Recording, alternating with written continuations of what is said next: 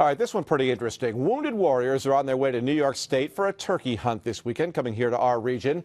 But the state not exactly rolling out the red carpet. The state wants these veterans who sacrificed their bodies for our country to pay the fees for a license and permit. No free pass for them.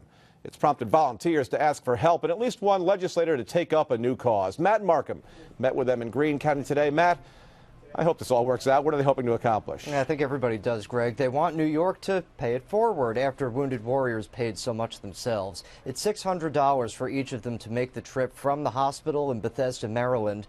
$135 of that for a hunting license and a turkey permit. And it's got some crying foul. Sandy, how long did you serve? I was in the Air Force for 20 years. Yeah. And I'm now a disabled veteran, rated at 70%. These men know something some of us may never, what it's like to leave all of this behind for war.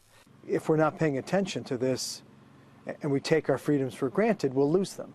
They're recruiting Assemblyman Pete Lopez to fight a battle for wounded warriors. 11 of them are headed to Greene County this weekend for a turkey hunt.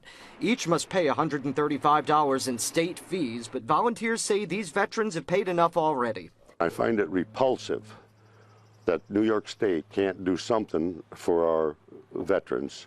The DEC wrote that it can't for this particular group. They're from out of state.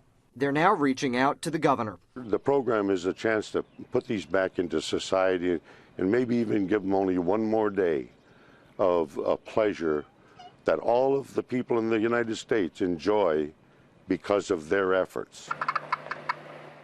The hunt is Saturday, but the battle doesn't end there.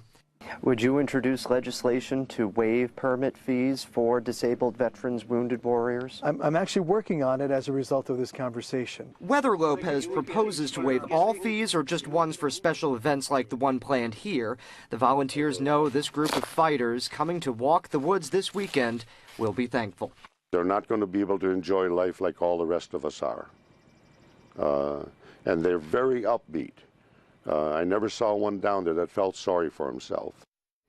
Well, these guys are still collecting money for the Wounded Warriors and the nonprofit organization that has helped over 31,000 veterans with mental or physical disabilities since September 11, 2001. So in some cases, we're talking about rather young veterans as well.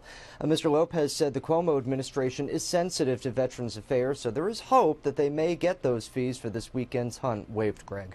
All right, I may be a little bit naive, but it seems to me that just with the wave of a hand, somebody could waive these fees.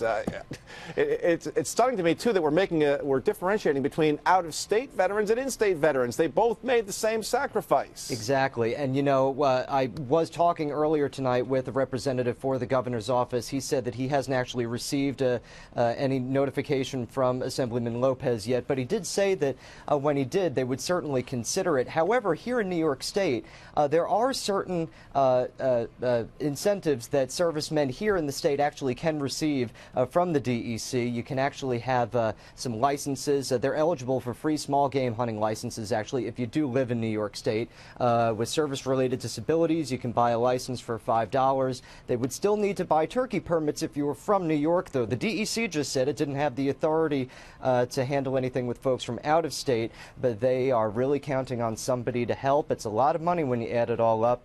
The hunt is Saturday. They're hoping either the state or somebody out there comes to their aid, Greg. All right, I know we're probably out of time, but I'm going to keep going anyway. Do we have an address, and can we put it on our website if people want to help out? Is there a way to get a donation to these folks? Well, the Rainbow Lodge, fellas kind of all congregate around the Rainbow Lodge down in Greenville. So Bob that you saw in the piece, Bob Bolte, he is the man who's kind of helping with all of this. I'll put some information up on the website, too, but he's certainly asking anybody to help if they can to go ahead and do it. That sounds good. We'll work this out and get plenty on our website and our Facebook pages. Thanks a lot, Matt. Yep.